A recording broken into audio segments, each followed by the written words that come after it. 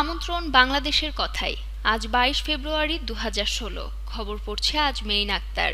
Mobile ব্যবহার নিষিদ্ধ অবিবাহিত মেয়েদের গুজরাটে। ভারতের প্রধানমন্ত্রী নরেন্দ্র মোদীর রাজ্য হচ্ছে গুজরাট। তবে ওই গ্রামে এক অদ্ভুত নিয়ম জারি করেছেন গ্রাম পঞ্চায়েত। সেখানে অবিবাহিত মেয়েদের জন্য মোবাইল ব্যবহার নিষিদ্ধ করেছেন। চলতি মাসের গোড়ার দিকে নরেন্দ্র মোদীর জেলা মেহসানা আর এই জেলার সুরাজ নামে গ্রামের প্রভাবশালী প্রবীণ ব্যক্তিরা এই আইন করেছে। এই আইনে উল্লেখিত রয়েছে যে অবিবাহিত মেয়েরা মোবাইল ব্যবহার করতে পারবে না। এ সম্পর্কে গ্রামের প্রধান মাথা হিসেবে পরিচিত দেবশী ভেঙ্কর এএফপিকে বলেছেন, গ্রামের নেতারা মনে করছেন যে অবিবাহিত মেয়েদের জন্য মদ্যপানের মতোই মোবাইল ব্যবহার করা ঘৃণিত বা গর্হিত কাজ, আর এতে সমাজের মাঝে নানা বিশৃঙ্খলা সৃষ্টি হতে পারে।